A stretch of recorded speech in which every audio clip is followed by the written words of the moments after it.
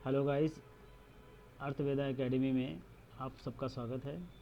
आज हम अकाउंटेंसी का सबसे इम्पोर्टेंट चैप्टर, जिसके ऊपर पूरी अकाउंटेंसी डिपेंड होती है, वो पढ़ेंगे और उसका नाम है जनरल एंट्री, और इसको हम हिंदी में रोजनामचा भी कहते हैं।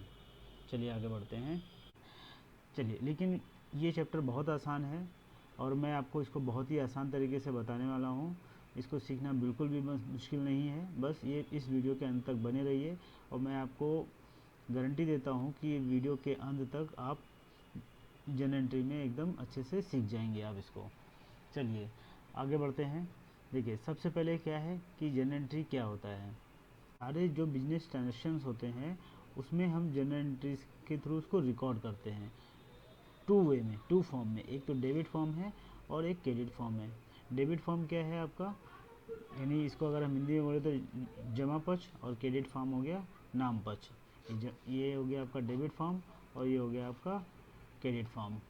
अब इसमें सारे बिजनेस ट्रांजेक्शन जो होते हैं, हमारे सारे बिजनेस ट्रांजेक्शन हमारे दो साइड इफेक्ट डालते हैं, एक तो डेबिट साइड में और एक क्रेडिट साइड में। डेबिट साइड जमा पक्ष और क्रेडिट साइड नाम पक्ष। देखिए, ये सारे बिजनेस ट्रांजेक्शन जो हमारे कम से कम मिनिमम टू साइड इफेक्ट डालते हैं, इसलिए हम इसको डबल एंट्री सिस्टम भी कहते हैं इसको। देखिए, अब जनरल एंट्री, जैसे हमें हमें मालूम है कि बिजनेस में हम कोई भी लेन देन करते हैं, तो उसमें लेन देन जब हम करेंगे तो कोई चीज़ हमारे पास से आएगा और कोई चीज़ हमारे पास से जाएगा। तो ये जो चीज़ें आती है हमारे पास से जाती है, इसी को हमको रिकॉर्ड करना होता है। इसी को बेसिकली रिकॉर्ड करने को हमको जनरल एंट्री, इसको जनरल एंट्री कहा जाता है। अब देखिए, अब इसको हम टू फॉर्म में रिकॉर्ड करते हैं, एक तो डेबिट फॉर्म में रिकॉर्ड करेंगे और हम क्रेडिट फॉर्म में। तो इसके टू फॉर्म में रिकॉर्ड करने की वजह से इसको हम डबल एंट्री सिस्टम भी कहते हैं। अब हम जनरल एंट्री क्यों करते हैं? जनरल एंट्री हम इसलिए करते हैं कि जिससे कि हम फ्यूचर में हमारे कोई भी, हमको अगर कोई रिकॉर्ड की ज़रूरत पड़ती है फ्यूचर में, और या कोई डाटा की ज़रूरत पड़ती है, तो हम उसको यूज़ में ले सकते हैं। और जनरल एंट्री अगर हम नहीं करेंगे तो फिर हम आगे में कोई भी इंफॉर्मेशन हम अपने बिजनेस से नहीं निकाल पाएंगे। इसलिए हमको अपने बिजनेस के सारे ट्रांजैक्शन को डेबिट और क्रेडिट फॉर्म में हमको अकाउंटिंग प्रिंसिपल के हिसाब से, अकाउंटिंग कंसेप्ट के हिसाब से सिस्टमेटिक वे में हमको उसको क्लासीफाई करके लिखना होता है। ये हमारा, इसलिए हम जनरल एंट्री करते हैं। चलिए अब हम आगे चलते हैं। चलिए अब हम आगे आ गए। देखिए, इसमें जनरल एंट्री का बेसिक गोल्डन रूल क्या है, इस जनरल एंट्री को कैसे करा जाता है, उस पर हम आते हैं। तो जनरल एंट्री, कोई भी हम ट्रांजेक्शन जब हम बिजनेस में करते हैं, कोई भी बिजनेस में जब हम लेन देन करते हैं, तो उस ट्रांजेक्शन को हम कैसे रिकॉर्ड करें, किस बेसिस पे रिकॉर्ड करें डेबिट और क्रेडिट के फॉर्म में, हमको यहाँ पे मालूम करना है। तो जब भी कोई हम ट्रांजेक्शन करेंगे, तो देखिए, in each and every business transactions we have to find out from the business point of view that what is coming in and what is going out from our business from a particular business transactions। Means ये हो गया कि हमको ये देखना है कि हमारे बिजनेस उस पर्टिकुलर ट्रांजेक्शन से, उस बिजनेस के पॉइंट ऑफ व्यू से हमारे पास में क्या चीज़ आ रहा है बिजनेस में और क्या चीज़ हमारे बिजनेस में जा रहा है। ये हमको यहाँ पे मालूम करना पड़ेगा, ये चीज़ हमको यहाँ पे फाइंड आउट करना होगा।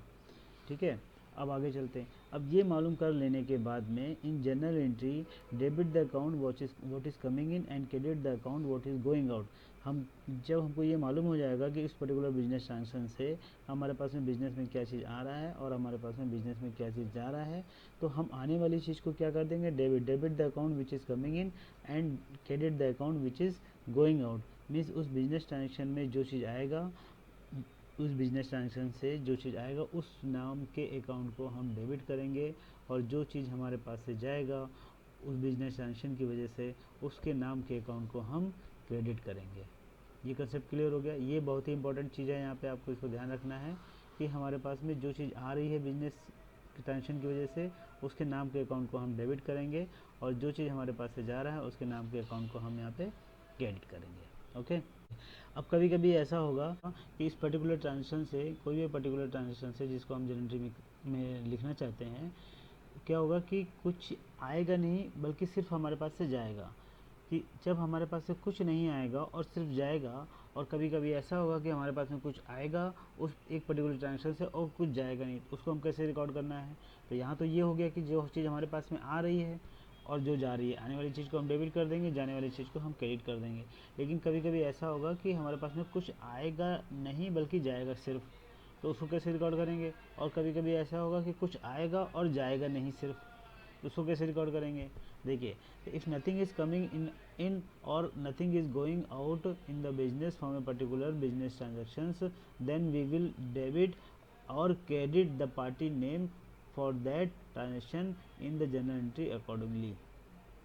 ओके, मीन्स क्या हो गया कि अगर हमारे पास में कुछ नहीं आ रहा है और सिर्फ जा रहा है, तो जब हमारे पास में कुछ नहीं आ रहा है और जा रहा है तो जाने वाली चीज़ को हम क्रेडिट करेंगे, और कुछ नहीं आ रहा तो क्या करेंगे, जब आया कुछ नहीं तो डेबिट किसको करेंगे, तो डेबिट हम वहाँ पार्टी के नाम को हम डेबिट कर देंगे। ये मेन प्रिंसिपल है। और उसी के अपोजिट हम लेंगे कि जब हमारे पास आ तो कुछ रहा है, एक ट्रांजेक्शन में कुछ आ रहा है लेकिन वहीं हमारे पास से कुछ जा नहीं रहा है, तो आने वाली चीज़ को हमने डेबिट कर दिया। और जब कुछ नहीं जा रहा है, जब नथिंग इज़ गोइंग, जब हमारे पास से कुछ जा नहीं रहा है, तो हम पार्टी के नाम को, जाने वाली चीज़ को हम क्रेडिट करते हैं। तो यहाँ पे कुछ तो जा नहीं रहा, किसको क्रेडिट करें, हम क्रेडिट करेंगे पार्टी के नाम को। यहाँ पे ऐसा है कि जब कुछ नहीं जाएगा तो हम डेबिट कर देंगे आने वाली चीज़ को, और पार्टी के नाम को हम यहाँ पे क्रेडिट कर देंगे। ये मेन प्रिंसिपल है। और क्या है आगे कि all the expenses and losses will be debit and all the income and profit will be credit। ये भी आप चीज़ को ध्यान रखना है। तो मेन बेसिकली दो प्रिंसिपल हो गए हैं, एक तो आने वाली चीज़ को डेबिट हो गई हमारे पास है, जाने वाली चीज़ को क्रेडिट। और जब हमारे पास में कुछ चीज़ नहीं आएगा एक तरफ, तो हम उसके पार्टी के नाम को डेबिट कर देंगे। और जब अगर किसी ट्रांजेक्शन में हमारे पास से कुछ चीज़ जा नहीं रहा है, तो जाने वाले, जब कुछ नहीं जा रहा है तो हम पार्टी के नाम को वहाँ पे हम क्रेडिट में डाल देंगे, क्योंकि हमें जाने वाली चीज़ को क्रेडिट करना है। और जहाँ कुछ नहीं रहा है, तो जब कुछ नहीं जा रहा है तो हम पार्टी के नाम को वहाँ पे हम क्रेडिट में डाल देंगे। ये मेन प्रिंसिपल है। अब इसमें सारे एक्सपेंसेस और लॉसेस हमारे पास में हमेशा डेबिट होते हैं, ध्यान रखिएगा। और सारी इनकम एंड प्रॉफिट हमारे पास में क्रेडिट होता है। कोई भी अगर हमको एक्सपेंसेस हमने किया है तो वो एक्सपेंसेस का अकाउंट डेबिट में आएगा, और कोई भी हमको प्रॉफिट या इनकम हुआ है तो वो प्रॉफिट और इनकम का अकाउंट हमारे पास में क्रेडिट साइड में आएगा। ओके, अब देखिए यही चीज़ हमने यहाँ पे समरी में दिया हुआ है कि डेबिट क्या करना है, व्हाट इज़ कमिंग इन, और इसकी जगह पे अगर वो नहीं है, क्या आ रहा है, तो उसको हमने डेबिट कर दिया। अगर सपोज कुछ नहीं आ रहा है तो उस जो जो हमारे पास से जो चीज़ जा रही है और जो आदमी से इसको रिसीव कर रहा है, जो पार्टी हमको रिसीव कर रही है उस पर्टिकुलर चीज़ को, तो उस पार्टी का नाम यहाँ पे हम डेबिट में डाल देंगे। और एक्सपेंसेस और लॉसेस हमारे डेबिट होंगे, ये मैंने आपको पहले बताया। इसी तरह क्रेडिट में क्या होगा, what is coming, what is going out, हमारे पास से क्या चीज़ आ रहा है। क्रेडिट में क्या होगा, देखिए क्रेडिट में होगा व्हाट इज़ गोइंग आउट, हमारे पास से क्या चीज़ जा रहा है, जो जा रहा है वो क्रेडिट। और अगर सपोज़ कुछ चीज़ नहीं जा रहा है, तो जब आने वाली चीज़ थी वहाँ तो हमने उसको डेबिट कर दिया कोई चीज़, लेकिन जब हमारे पास से कुछ नहीं जा रहा है, तो जब एक तरफ केवल आया है, तो जब आया है तो आया किसके पास से, उस गिवर का नाम हम यहाँ पे क्रेडिट में डाल देंगे। और नेक्स्ट रूल है उसमें इनकम एंड प्रॉफिट हमारे पास से क्रेडिट हो जाएगा। देखिए इनकम और प्रॉफिट का क्या नियम है कि इनकम और प्रॉफिट, एक्सपेंसेस और लॉसेस, एक्सपेंसेस और लॉसेस हमेशा डेबिट होते हैं, और इसका जस्ट अपोजिट होता है इनकम एंड प्रॉफिट। तो इनकम, एक्सपेंसेस और लॉसेस डेबिट में आ गया, और इसी जब एक्सपेंसेस लॉसेस हमने डेबिट में डाला तो इसका अपोजिट है इनकम एंड प्रॉफिट, तो वो क्रेडिट में आ जाएगा, इनकम एंड प्रॉफिट हमारा क्रेडिट में आ जाएगा। ओके, ये प्रिंसिपल हो गया। चलिए अब हम आगे चलते हैं और एक इसका फॉर्मेट समझते हैं, जनरल एंट्री का क्या फॉर्मेट है।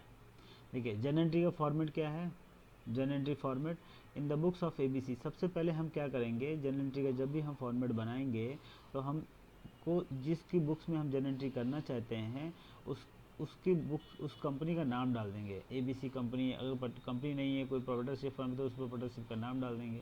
उसके जस्ट नीचे हम क्या डालेंगे, जनरल एंट्री, कि ये जनरल एंट्री हम एबीसी की कंपनी में जनरल एंट्री रिकॉर्ड कर रहे हैं, और ये क्या है, general entry. Okay, general entry का फॉर्मेट में 5 कॉलम होते हैं। एक तो डेट का कॉलम हो गया, फिर एक पर्टिकुलर का कॉलम हो गया, और फिर एक लेजर फोलियो का कॉलम हो गया, फिर एक अमाउंट डेबिट का कॉलम हो गया, और अमाउंट क्रेडिट का कॉलम हो गया। ये 5 कॉलम होते हैं। डेट का कॉलम क्या होता है, जिस पर्टिकुलर डेट में हम लेन देन कर रहे हैं, ट्रांजेक्शन कर रहे हैं, वो डेट यहाँ पे आएगी जिसकी हम जनरल एंट्री करना चाहते हैं। नेक्स्ट पर्टिकुलर में क्या आएगा, पर्टिकुलर में जो अकाउंट डेबिट होगा वो स्टार्टिंग में वो अकाउंट को लिख करके उसके सामने हम debit as a debit mention कर देंगे कि वो अकाउंट हमने डेबिट कर दिया।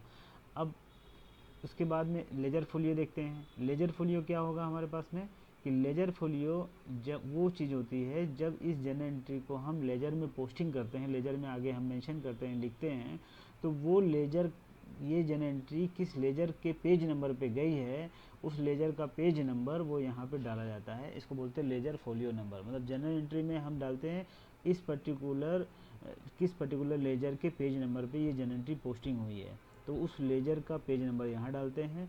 और जब हम लेजर बनाएंगे, फ्यूचर में हम लेजर देखेंगे, जब हम लेजर बनाएंगे तो लेजर में ये हम जहाँ पे लेजर फोलियो की जगह पे जनरल फोलियो नंबर आता है, तो लेजर में हम जनरल फोलियो इस जनरल का पेज नंबर डाल देंगे।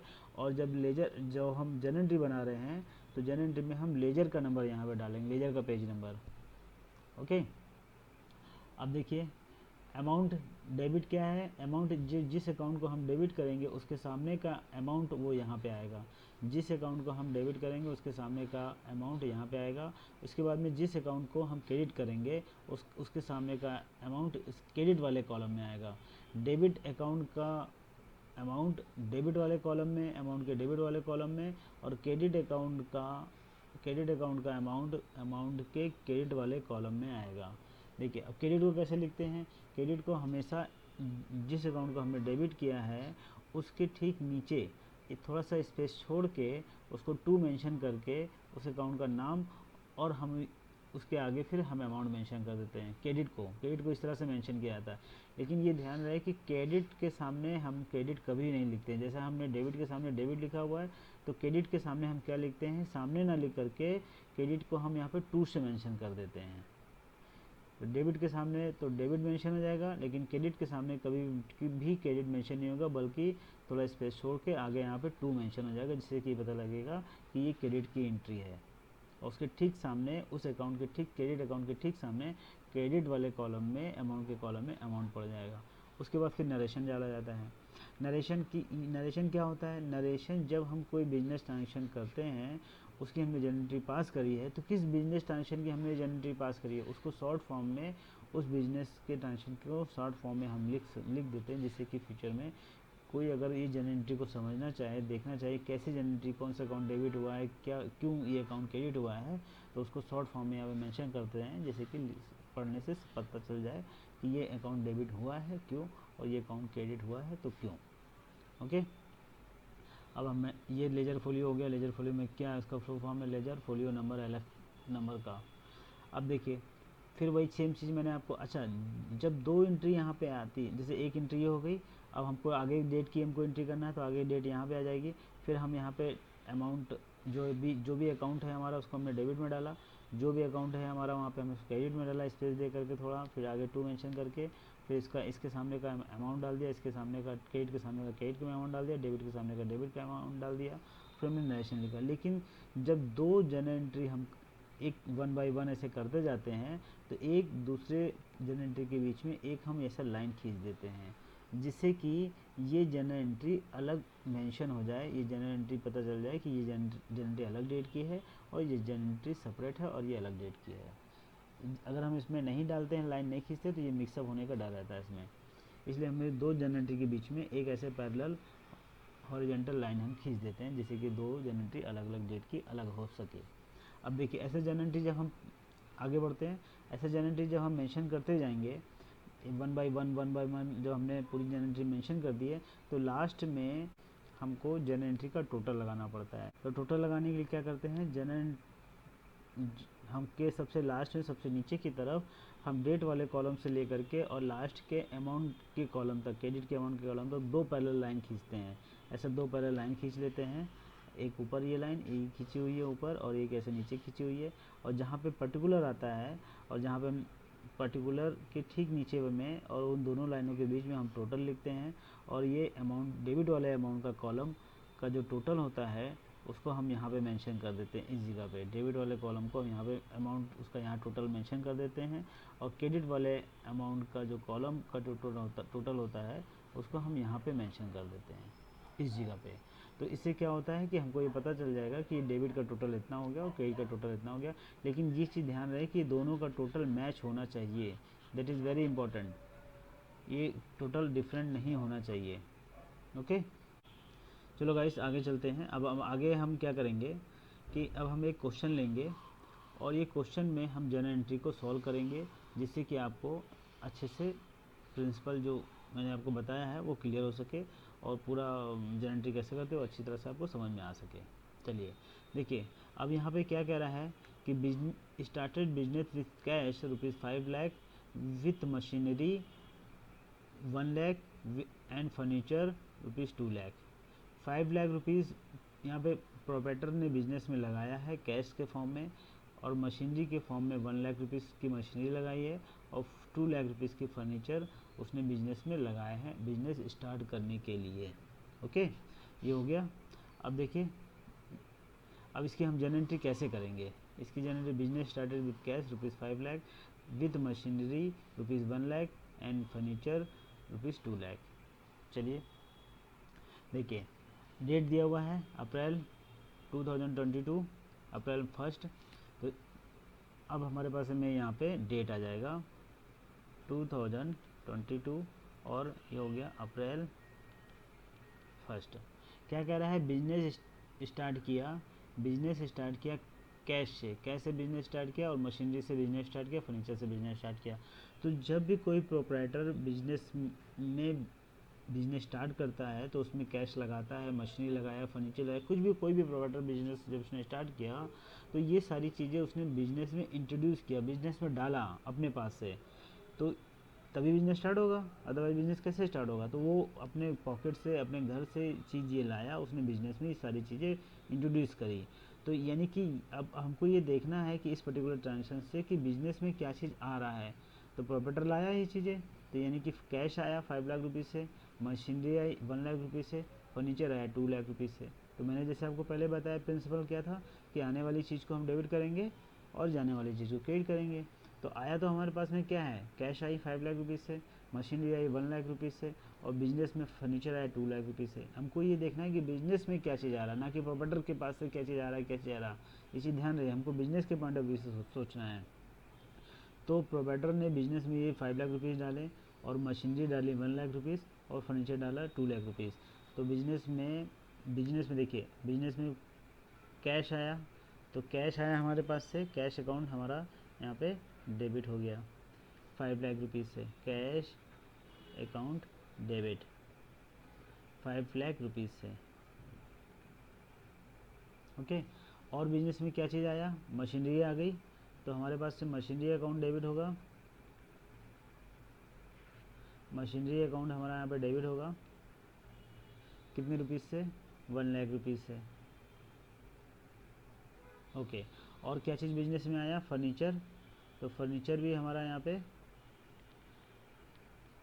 फर्नीचर अकाउंट भी हमारे पास यहाँ पे डेबिट हो गया कितने रुपए से, 2 लाख रुपीज़ से। ये तो आने वाली चीज़ को हमने यहाँ पे डेबिट कर दिया, लेकिन अब हमारे पास से जा क्या रहा है, तो जाने वाली चीज़ क्रेडिट करेंगे। क्रेडिट करने के लिए मैंने आपको जैसे बताया 2।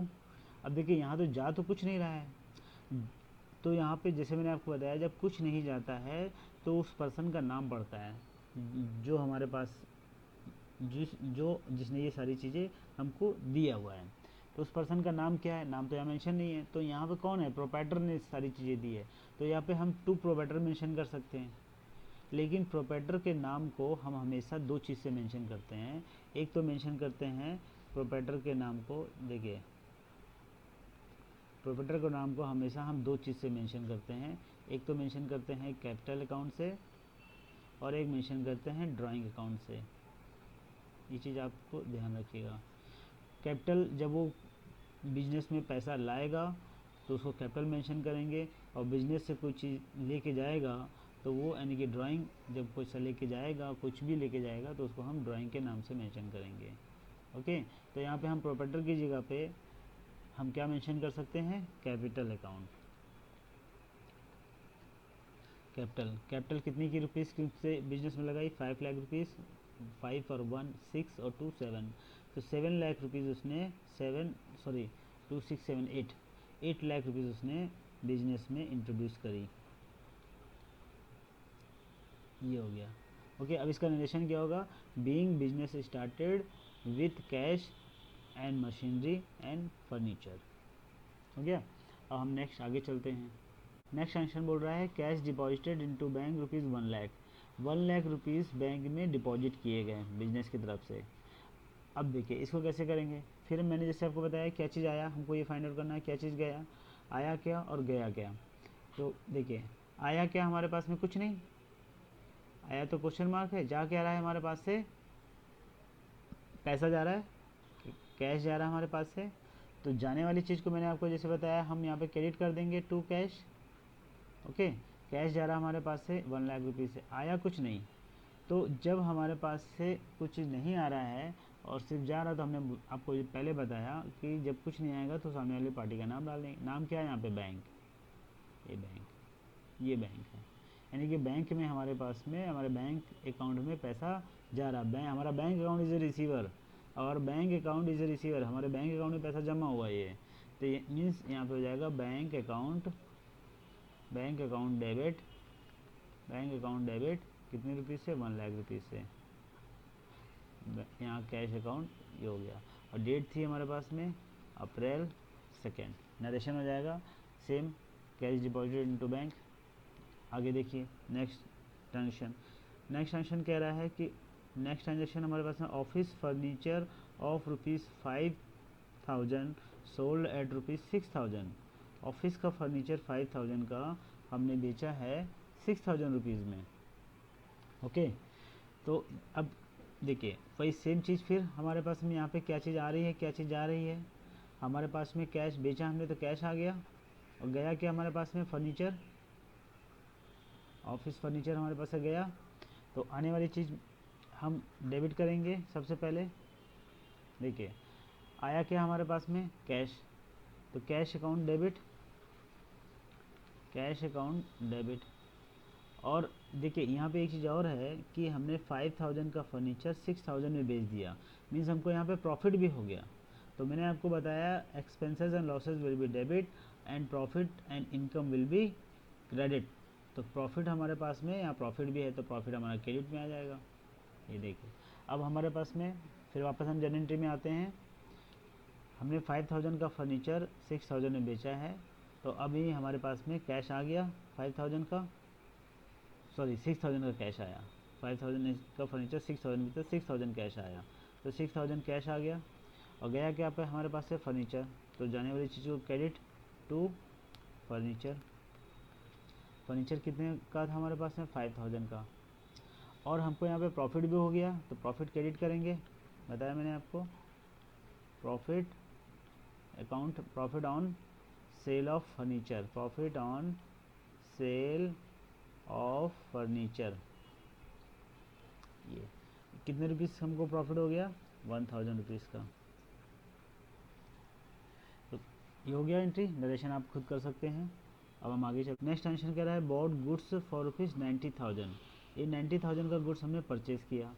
तो फिर हमको यहाँ पे देखना है क्या चीज़ आया और क्या चीज़ गया। जब हमने परचेज़ किया तो गुड्स आएगा और जाएगा क्या हमारे पास से, कैश। तो गुड्स आया, मैंने आपको बताया गुड्स अकाउंट यहाँ पे डेबिट होगा। पहले फिर हम डेट डालेंगे सबसे पहले। गुड्स अकाउंट हमारा डेबिट हो गया। अब देखिए गुड्स अकाउंट डेबिट की जगह पे, चलिए अभी हम आपको समझाने के लिए डेबिट करते हैं, लेकिन गुड्स अकाउंट के डेबिट करने की जगह पे हम सबसे अच्छा रहता है कि परचेज़ किए हुए गुड्स है ये, तो ये परचेज़ वाले गुड्स को हम परचेज़ अकाउंट के ही नाम से मेंशन करें। तो ये परचेज़ अकाउंट डेबिट होगा हमारा। ये गुड्स अकाउंट डेबिट नहीं लिखेंगे, इसकी जगह पे हम क्या लिखेंगे, परचेज़ अकाउंट। तो परचेज़ अकाउंट हमारा डेबिट होगा क्योंकि गुड्स आया कितने रुपीज़ का, 90,000 रुपीज़ का। 90,000 रुपीज़ का गुड्स हमारे पास में आ गया। और फिर हमारे पास से जा क्या रहा है, कैश टू कैश अकाउंट, जाने वाली चीज़ को क्रेडिट 90,000 हो गया। अब नेक्स्ट एंट्री, नेक्स्ट कह रहा है कि नेक्स्ट एंट्री में क्या कह रहा है, सोल्ड गुड्स फॉर कैश ₹18,000। 18,000 का गुड्स हमने कैश में बेचा। फिर हमको यहाँ पे देखना है क्या चीज़ आया और क्या चीज़ गया। कैश में हमने गुड्स बेचा तो कैश आएगा, कैश। और जाएगा क्या हमारे पास से, गुड्स, क्योंकि हमने गुड्स बेचा है तो गुड्स जाएगा। ठीक। जर्नल एंट्री क्या होगी, फिर ये आ गया डेट, हम सबसे पहले अप्रैल 6। अब डेट क्या, अब देखिए जर्नल एंट्री में क्या कह रहा है, हमने यहाँ पे गुड्स बेचा है तो कैश आया।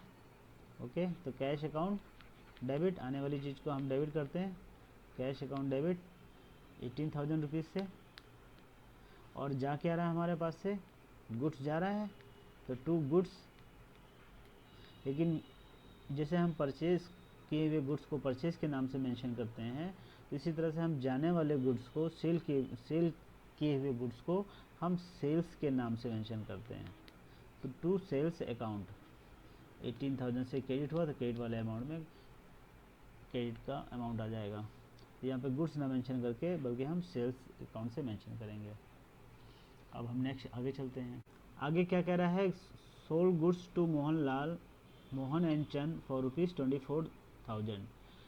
Sold goods to Mohan Chand for ₹24,000। देखिए अब यहाँ पे हमको ये समझना है कि इसमें कह रहा है गुड्स हमने बेचा है, तो अब यहाँ पे कैश में बेचा है कि क्रेडिट में बेचा है, उधार में बेचा है। अब यहाँ पे नाम दिया हुआ है और कुछ भी मेंशन नहीं है, तो ये चीज़ ध्यान रखिएगा, जब कभी भी कुछ ना मेंशन हो, अगर मेंशन है तो ठीक है, एज इट इज़ कैश में हो चाहे क्रेडिट में हो, वो मेंशन कर दिया तो उसको एज इट इज़ वही मानेंगे, चाहे वो नाम दिया हो चाहे नहीं दिया हो। कैश है तो कैश मानेंगे, भले नाम दिया हो चाहे ना दिया हो। लेकिन अगर यहाँ पे क्रेडिट में है तो क्रेडिट में मान लेंगे। लेकिन अब यहाँ पे तो कुछ नहीं बताया कि कैश में है क्रेडिट में है, तो हम ये एज्यूम करेंगे अगर नाम दिया होगा तो उसको हमेशा हम क्रेडिट में ही मानेंगे जब तक वो कुछ ना कहे। और अगर नाम नहीं दिया हुआ है और ये भी नहीं मेंशन है कि ये कैश में सेल किया है कि कैश में परचेज़ किया है, तो इसको हम हमेशा कैश में मानेंगे। नाम दिया होगा तो क्रेडिट में मानेंगे, नाम नहीं दिया होगा तो कैश में मानेंगे कि कैश में हमने इसको सेल किया हुआ है। ये प्रिंसिपल है। ओके, चलिए अब हमने यहाँ पे माल बेचा मोहन एंड चंद को, किसमें, क्रेडिट में। तो फिर हमको देखना है क्या चीज़ हमारे पास से आएगा, हमारे पास क्या चीज़ आएगा। अब हमने गुड्स यहाँ बेचा तो आया तो कुछ नहीं क्योंकि क्रेडिट पे है, और हमारे पास से माल बेचा है तो गुड्स जा रहा है, तो हमारे पास तो गुड्स अकाउंट क्रेडिट हो जाएगा। आया क्या, कुछ नहीं। तो मैंने आपको बताया जब कुछ नहीं आता है, जब कुछ नहीं आता तो सामने वाली पार्टी का हम नाम डाल देते हैं। तो यानी कि डेबिट जो चीज़, जब कुछ नहीं आया तो किसको डेबिट करें, जब कुछ नहीं आया तो किसको डेबिट करें। तो जब कुछ नहीं आएगा तो हम डेबिट करेंगे सामने वाली पार्टी के नाम को, यानी means Mohan and Chand account debit ₹24,000 से। और टू गुड्स जा रहा है यानी कि सेल किया है तो टू सेल्स हो जाएगा, टू सेल्स अकाउंट कितना से, 24,000 से। ओके, ये डेट हो जाएगा हमारे पास में अप्रैल 7। ये हो गया, नरेशन आप कर सकते हैं। अब हम आगे चलते हैं। आगे कह रहा है बॉट्स कंप्यूटर, नेक्स्ट ट्रांजेक्शन में आगे है bots computer for ₹54,000 from Lenovo and company. Lenovo and company से हमने यहाँ पे कंप्यूटर खरीदा। देखिए यहाँ पे वही बात हो गई, कुछ नहीं करा है, क्रेडिट में है कि कैश में है, नगद खरीदा है कि उधार खरीदा है। तो नगद खरीदा है, उधार खरीदा, कुछ नहीं बताया। और यहाँ पे नाम दिया हुआ है, नाम लिनोवो एंड कंपनी, तो लिनोवो एंड कंपनी से नाम दिया हुआ है, कुछ नहीं बोले, तो हमने कैसे खरीदा है, क्रेडिट में खरीदा है। ये चीज़ ध्यान रखिएगा। अब देखिए हमने कंप्यूटर खरीदा, हमारे पास में आया क्या, कंप्यूटर। तो ये कंप्यूटर हमारे पास में आ गया, और जा क्या रहा है, क्योंकि हमने क्रेडिट में ख़रीदा है तो कुछ तो जा नहीं रहा है। तो जब कुछ नहीं जाएगा तो सामने वाली पार्टी का नाम क्रेडिट की जगह पर उसका नाम डालेंगे, जैसे पीछे मैंने आपको बताया। चलिए इसमें एंट्री क्या होगी, bots computer for ₹54,000 from Lenovo and company. Lenovo and company से हमने कंप्यूटर ख़रीदा, अप्रैल 8 डेट आ गई, कंप्यूटर ख़रीदा। तो कंप्यूटर अकाउंट डेबिट ₹54,000। और जा क्या रहा है, कुछ नहीं। तो जब कुछ नहीं जाएगा तो सामने वाली पार्टी का नाम यहाँ पे आ जाएगा, ये नाम जैसे ऊपर आया था मोहन, मैसर्स मोहन एंड चंद का नाम, वैसे यहाँ पे इनका to Lenovo company account ₹54,000। Okay, अब हम आगे चलते हैं। देखिए आगे क्या कह रहा है, आगे next transaction 9 April sold goods to Patil brothers for ₹30,000 on credit. अब यहाँ पे तो सही साफ साफ कह रहा है क्रेडिट पे हमने पाटिल ब्रदर्स को बेचा है, तो सेम वही चीज़ एंट्री होगी। आया क्या, माल बेचा, क्रेडिट पे बेचा है तो कुछ नहीं आया। जा क्या रहा है, गुड्स जा रहा है हमारे पास से।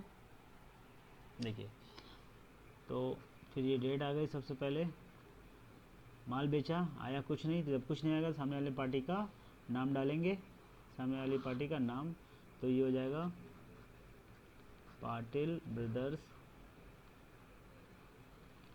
अकाउंट डेबिट, और जा रहा है गुड्स तो टू सेल्स 30,000 रुपीज़ से। ओके, नेक्स्ट आंसर में क्या कह रहा है कि goods return from Patil brothers of ₹5,000। देखिए अब पाटिल ब्रदर्स नेक्स्ट आंसर में कह रहा है कि पाटिल ब्रदर्स ने, देखिए अब हम नेक्स्ट आंसर चलते हैं। नेक्स्ट आंसर में कह रहा है अब हम नेक्स्ट आंसर चलते हैं और कह रहा है कि goods return from Patil brothers of ₹5,000। 5,000 का गुड्स पाटिल ब्रदर ने हमको वापस कर दिया। मीन्स हमने जो माल पाटिल ब्रदर्स को बेचा था वो माल, उस माल में से 5,000 का माल पाटिल ब्रदर्स ने हमको वापस कर दिया। फिर हम चेक करेंगे क्या चीज़ आ रहा है, क्या चीज़ जा रहा है। तो पाटिल ब्रदर्स ने हमको माल वापस किया तो गुड्स आएगा, और जाएगा क्या, कुछ नहीं। देखिए तो जब डेट डालेंगे अप्रैल 10, हमारे पास में गुड्स आया, तो यहाँ पे देखिए, यहाँ पे एक खासियत ये है कि ये हमने गुड्स, यहाँ पे हमने सेल भी नहीं किया है, परचेज़ भी नहीं किया है, और ये बल्कि बेचा हुआ माल रिटर्न आया हमारे पास में। तो ये चीज़ ध्यान रखिएगा। तो जब बेचा हुआ माल हमारे पास आया तो इस गुड्स की जगह पे बेचे हुए माल को हम डेबिट करेंगे, ये चीज़ ध्यान रखिए। तो हम यहाँ पे क्या लिखेंगे, देखिए अब हम यहाँ पे क्या लिखेंगे, बेचा हुआ माल है means sales return account debit. ये गुड्स की जगह पे, इस गुड्स की जगह पे हम सेल्स रिटर्न कर देंगे, क्योंकि बेचा हुआ माल वापस आया हमको। सेल्स रिटर्न अकाउंट डेबिट 5,000 से, और हमारे पास से क्या जा रहा है, गया कुछ नहीं, तो इस सेम वैसे ही पाटिल ब्रदर्स का नाम आ जाएगा यहाँ पे। जब कुछ नहीं जाएगा तो सामने वाली पार्टी का नाम, टू पाटिल ब्रदर्स ₹5,000। ठीक है, चलिए नेक्स्ट आंसर में क्या रहा है, 11 अप्रैल को payment receive from Patil brothers ₹24,000 by cheque as a full and final settlement. देखिए फुल एंड फाइनल सेटलमेंट का हमको पाटिल ब्रदर्स से ₹24,000 हमको यहाँ पे मिला हुआ है, वो भी चेक से। ओके, देखिए फिर वही हमको यहाँ पे क्लासीफाई करना है क्या चीज़ आ रहा है हमारे पास से और क्या चीज़ आ रहा है। पाटिल ब्रदर्स ने हमको ₹25,000 का चेक हमको मिला, यानी कि पैसा सीधे मेरे बैंक में जाएगा। तो मेरा बैंक अकाउंट में पैसा रिसीव हो रहा है, तो बैंक अकाउंट हमारा रिसीवर है यहाँ पे। ओके, और जा तो कुछ नहीं रहा, पेमेंट हमको मिला है सिर्फ। तो जब कुछ नहीं जाएगा तो मैंने आपको बताया पाटिल ब्रदर्स का नाम हो जाएगा, यानी यहाँ पे कुछ नहीं जा रहा है तो ये पाटिल ब्रदर्स का नाम आएगा। चलिए देखिए अब यहाँ पे एक चीज़ और है कि ये फुल एंड फाइनल सेटलमेंट में पैसा मिल रहा है। हमने, आप पीछे ट्रांजेक्शन में देखेंगे तो 30,000 का पाटिल ब्रदर्स को माल बेचा था, उसमें से पाटिल ब्रदर्स ने 5,000 का माल वापस कर दिया, तो मुझे उनसे पैसा लेना था 25,000 लेकिन वो कह रहा है फुल फाइनल सेटलमेंट मीन्स अब आगे उनसे कुछ नहीं लेना है। कितना मिला, सिर्फ 24,000 मिला, मीन्स ये 1,000 हमको वहाँ से लॉस हो गए। 1,000 हमने एक तरह से उनको डिस्काउंट दे दिया। ओके, अब देखिए पैसा मेरा बैंक में पैसा जा रहा है, मीन्स हमारा bank account is a receiver. तो मैंने जैसे आपको बताया रिसीवर विल बी डेबिट, तो ये डेट आ गया सबसे पहले। रिसीवर कौन है, मेरा बैंक अकाउंट। तो बैंक अकाउंट में पैसा आया क्योंकि चेक से पैसा मिला है, तो बैंक अकाउंट हमारा यहाँ पर रिसीवर हो जाएगा। तो रिसीवर विल बी डेबिट, तो bank account bank account debit, कितने रुपए से? 24,000 मिल रहा है हमको, ओके। और 1,000 रुपये हमने उनको डिस्काउंट दे दिया, मिलना चाहिए था 25, मिल रहे हैं 24, 1,000 रुपये डिस्काउंट दे दिया। डिस्काउंट इज एक्सपेंसेस और लॉस, तो डिस्काउंट हमारा यहाँ पे एक्सपेंसेस है, तो एक्सपेंसेस हमने आपको पहले बताया expenses and losses will be debit, तो एक्सपेंसेस हो जाएगा, यानी कि डिस्काउंट भी हमारा यहाँ पे डिस्काउंट अकाउंट भी डेबिट होगा। कितने रुपीज़ से? 1,000 रुपीज़ से, ओके। और जा रहा है कुछ नहीं जा रहा है, तो सामने वाली पार्टी का नाम आ जाएगा, Patil brothers, to Patil brothers, how much? 25,000, okay. चलिए अब हम नेक्स्ट ट्रांजेक्शन चलेंगे। नेक्स्ट ट्रांजेक्शन में क्या कह रहा है? Bought goods from Tata and sons for ₹60,000 on credit. हमने टाटा एंड सन्स से गुड्स खरीदा 60,000 रुपीज़ में क्रेडिट में, ओके। तो अब क्या होगा, इसमें हम क्लासीफाई करेंगे क्या चीज़ आ रहा है, क्या जा रहा है। गुड्स खरीदा है तो हमारे पास में गुड्स आया, जा क्या रहा है? कुछ नहीं, तो पाटिल टाटा एंड सन्स का नाम आएगा। चलिए जन एंट्री करते हैं इसकी। अब हम जन एंट्री हमारे पास आ गई। अप्रैल 12 को हमने गुड्स खरीदा, तो गुड्स की जगह पे हम क्या डालेंगे? परचेज अकाउंट, क्योंकि परचेज किया हुआ गुड्स है। Purchase account debit, how much? 60,000।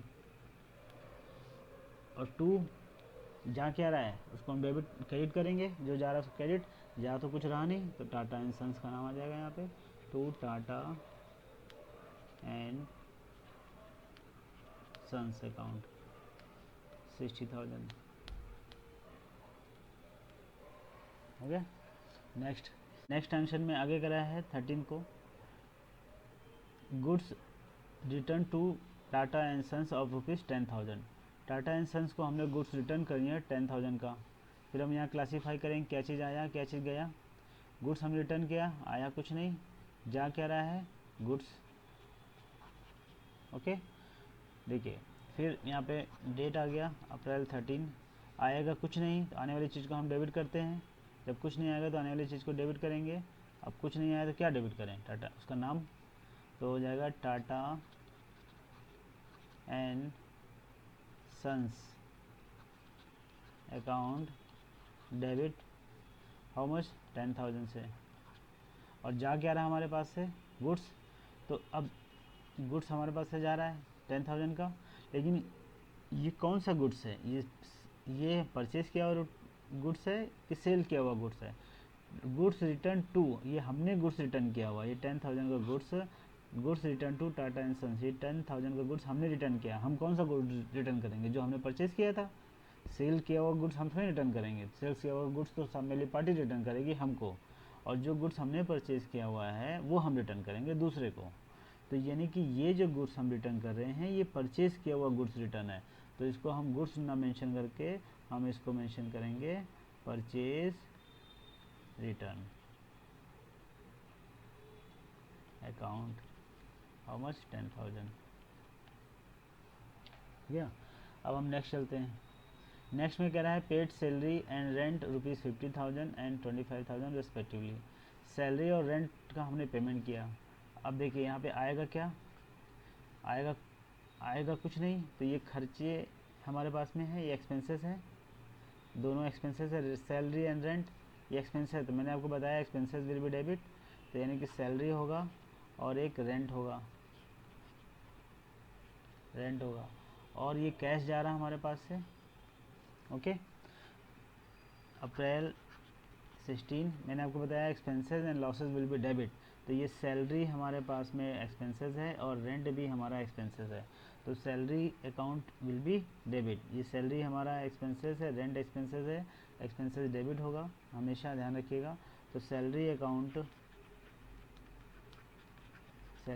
Debit कितना? 50,000 से।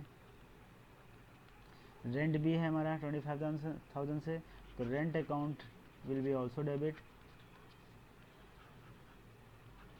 25,000 से। और टू क्या हो जाएगा? कैश जा रहा है, टू कैश। यहाँ एक्सपेंसेस नॉर्मली कैश ही होते हैं, कैश में ही किए जाते हैं।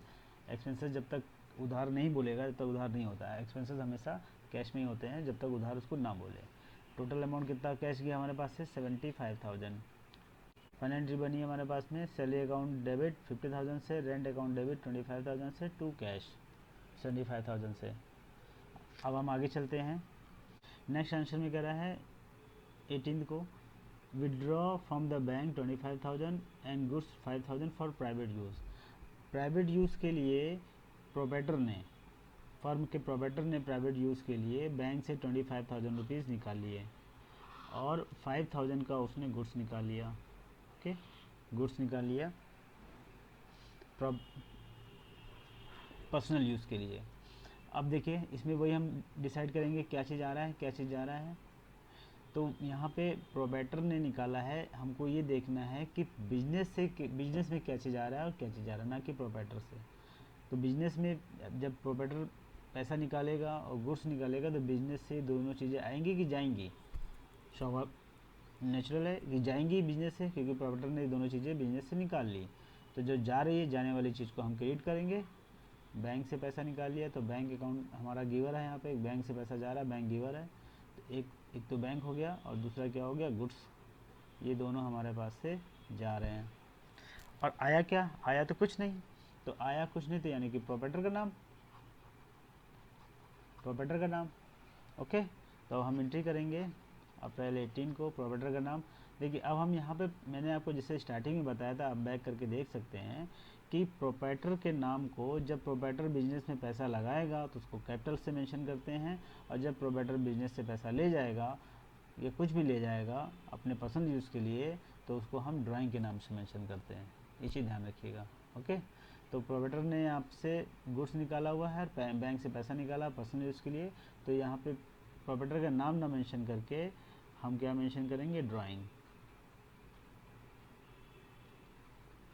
ड्राइंग अकाउंट डेबिट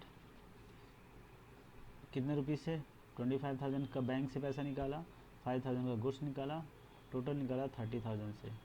और क्या क्या जा रहा है, बैंक से पैसा जा रहा है, बैंक इज़ ए गिवर, तो giver will be credit to bank account 25,000 से, और to goods account, to goods, ये ड्राइंग का गुड्स है तो गुड्स अकाउंट कितना, 5,000 से, ये क्रेडिट वाले अमाउंट में आ जाएगा। ओके, चलिए हो गया क्लियर। अब हम फाइनल एंट्री बन गई क्या, ड्राइंग अकाउंट डेबिट 30,000 से, ड्राइंग अकाउंट डेबिट 30,000 से, bank account to bank account 25,000 से, टू गुड्स अकाउंट 5,000 से। नेक्स्ट अब हम आगे चलते हैं। आगे दिया हुआ है broad delivery van for ₹8 lakh from Mumbai motors company. Mumbai motors company से हमने 8 लाख रुपीज़ की डिलीवरी वैन परचेज़ किया हुआ है। फिर क्या चीज़ आएगा, वही सेम कॉन्सेप्ट आया क्या, एक तो वैन आ गई हमारे पास से, और जहाँ क्या रहा है कुछ नहीं, क्योंकि क्रेडिट में है, क्योंकि नाम दिया हुआ और कुछ नहीं बोला, क्रेडिट मारेंगे। तो जब कुछ नहीं जा रहा है तो उसका नाम आएगा। फिर एंट्री करेंगे अप्रैल 19, आया क्या हमारे पास से, delivery van, delivery van account debit, और जा क्या रहा हमारे पास से, कुछ नहीं जा रहा है, तो जाने वाली चीज़ को क्रेडिट करेंगे। तो जब कुछ नहीं जाएगा तो उसका नाम यहाँ पे ये मुंबई मोटर्स का नाम आ जाएगा, to Mumbai motors company account, how much, 8 lakh rupees. 8 lakh rupees से मैंने मुंबई मोटर्स से डिलीवरी वैन परचेज़ किया। हो गया, फाइनल एंट्री बनी, delivery van account debit 8 lakh to Mumbai motors 8 lakh rupees. Next आगे चलते हैं। ये क्या कह रहा है, 20 अप्रैल को interest receive from the bank ₹1,000। 1,000 का हमने इंटरेस्ट रिसीव किया फ्रॉम द बैंक, बैंक से हमने इंटरेस्ट रिसीव किया हुआ है। अब देखिए फिर हमने यहाँ पे डिसाइड करना है क्या चीज़ आ रही है। बैंक ने मेरे अकाउंट में पैसा इंटरेस्ट का जमा किया होगा, हमको कैश नहीं दिया होगा। जब बैंक हमको इंटरेस्ट देता है तो पैसा हमारे पॉकेट में कैश नहीं देता, बैंक क्या करता है कि हमारे बैंक अकाउंट में पैसा उठा करके, हमारे बैंक अकाउंट में पैसा उठा के जमा कर देता है इंटरेस्ट का। तो बैंक ने मेरे अकाउंट में इंटरेस्ट को ऐसा जमा किया, मीन्स हमारे बैंक अकाउंट में पैसा आया, तो मीन्स मेरा bank account is a receiver. तो यानी कि bank account receiver, receiver will be debit, receiver will be debit. और जा क्या रहा है, जा तो कुछ नहीं रहा है। तो अब यहाँ पे हमको इंटरेस्ट रिसीव हुआ है, हमको जब भी इंटरेस्ट रिसीव होता है तो ये हमारा प्रॉफिट है, तो प्रॉफिट विल बी क्रेडिट। तो इंटरेस्ट रिसीव्ड हमारा यहाँ पे ये क्रेडिट हो जाएगा। ओके, तो फाइनल एंट्री क्या बनी हमारे पास में, अप्रैल 20 को बैंक में मेरे पैसा रिसीव हुआ, bank account is a receiver, means bank account debit how much 1000 से, और हमको प्रॉफिट हुआ है तो profit will be credit to interest received, to interest received account how much 1000 से।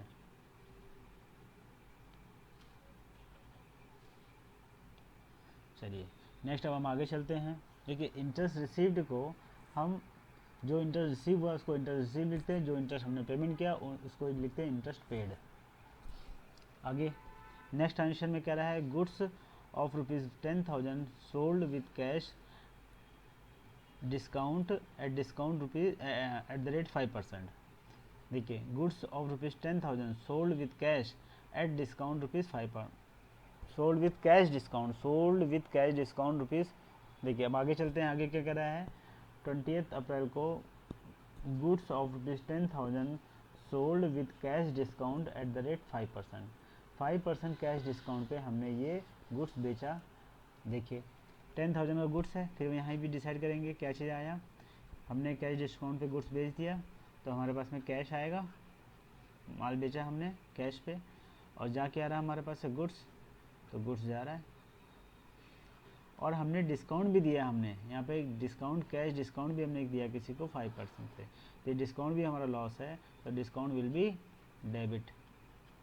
देखिए एंट्री क्या बनेगी, अप्रैल 21 को हमने कैश डिस्काउंट पे गुड्स बेचा है, गुड्स बेचा, कैश आ गया, कैश अकाउंट डेबिट। अब कितना आएगा वो कैलकुलेशन में मैं आपको बताता हूँ। और कैश हमने डिस्काउंट भी दिया है साथ में किसी को गुड्स बेचते समय, तो discount account also will be debit, क्योंकि डिस्काउंट हमने दिया है तो हमारा लॉस है, loss will be debit, discount account debit. और हमारे पास से गुड्स जा रहा है तो ये हमने सेल किया है, तो टू सेल्स जाने वाली चीज़ को क्रेडिट, कितने से, 10,000 से। अब देखिए 10,000 का गुड्स हमने 5% डिस्काउंट दे दिया, 10,000 का 5% हमारे पास कितना हो गया, 500 रुपीज़। तो 10,000 में से हमने 500 माइनस कर दिए, हमारे पास में कितना आ गया, 9,500 आ गया। ओके, तो 9,500 हमारे पास में कैश आ गया, और हमारे पास से डिस्काउंट कितना चला गया, 500 रुपीज़ का हो गया। अब मैंने यहाँ पे ज़्यादातर पॉइंट्स को मैंने इस पीछे जर्नल एंट्री में सब कवर करने की कोशिश की है। इसके बाद हमारा एक नेक्स्ट वीडियो आएगा जिसमें मैं एडवांस लेवल की जर्नल एंट्री आपको समझाऊंगा कि तो एडवांस जो कठिन से कठिन जर्नल एंट्रीज होती है उसको हम कैसे करते हैं, उसका मैं आपको एग्जाम्पल ले करके उसको सॉल्व करके बताऊँगा, जिससे कि आपको कठिन से कठिन एंट्री आपको कैसे सॉल्व करनी है वो आपको क्लियर हो जाए। लेकिन आगे हम चलते हैं, आगे क्या है, आगे जर्नल एंट्री से रिलेटेड और अकाउंटिंग से रिलेटेड बहुत ही इम्पोर्टेंट चैप्टर है अकाउंटिंग कॉन्सेप्ट। ये आपके एग्ज़ाम में ज़रूर से आता है और इसको आपको पढ़ना बहुत ज़रूरी है। और ये इसमें आपको अकाउंटिंग पे क्या क्या रूल्स अप्लाई होते हैं, कहाँ पे हमको जर्नल एंट्री किस चीज़ की करनी है किस चीज़ की नहीं करनी है, वो अकाउंटिंग कॉन्सेप्ट है। और इसको हम आगे एक वीडियो में इसको मैं डिस्क्राइब करूँगा, और इस अकाउंटिंग में क्या क्या टर्मिनोलॉजी, क्या क्या वर्ड्स यूज़ किए जाते हैं वो मैं भी आपको उसी वीडियो में आपको मैं बताऊंगा। ये चैप्टर जर्नल एंट्रीज का यहाँ पे समाप्त होता है। नेक्स्ट वीडियो आपको एडवांस लेवल पे अकाउंट जर्नल एंट्री कैसे करी जाती है वो मैं आपको बताने वाला हूँ। जर्नल एंट्री सीखने के बाद में आपको इसका नेक्स्ट चैप्टर लेजर और ट्रायल बैलेंस ये भी सीखना बहुत ज़रूरी है। अगर आप इसको अच्छे से सीख लेते हो तो जर्नल एंट्री, ट्रायल बैलेंस और लेजर आपको एकदम क्लियर हो जाएगा, और फिर आप अकाउंटेंसी का कोई भी चैप्टर आप अच्छे से सीख सकते हैं और समझ सकते हैं। तो आप ज़रूर से जर्नल, लेजर और ट्रायल बैलेंस ये तीनों चैप्टर को पूरा कीजिए और इसको अच्छे से क्लियर करके सीखिए। अब नेक्स्ट जो हमारा वीडियो आने वाला है ये इन्हीं तीनों चीज़ों पे आएगा। एक तो अकाउंटिंग कंसेप्ट, अकाउंटिंग टर्मिनोलॉजी और लेजर और ट्रायल बैलेंस, इसको आप ज़रूर देखिएगा। और इस पर्टिकुलर जनरल एंट्री के चैप्टर्स में आपको कोई चीज़ नहीं समझ में आई है तो प्लीज़ इसको कमेंट में आप मेंशन करिए, मैं इसको रिप्लाई में करके आपको रिप्लाई दूंगा और इसको क्लियर करूंगा। और अगर ये वीडियो आपको पसंद आया हो तो प्लीज़ ये हमारे चैनल को लाइक करिए, शेयर्स करिए और सब्सक्राइब करिए और बेल आइकन को ज़रूर प्रेस करिएगा, जिससे कि आने वाले नए वीडियो आपको समय पे मिल जाए और आप इसको अच्छे से देख करके समझ सकें। Thank you guys.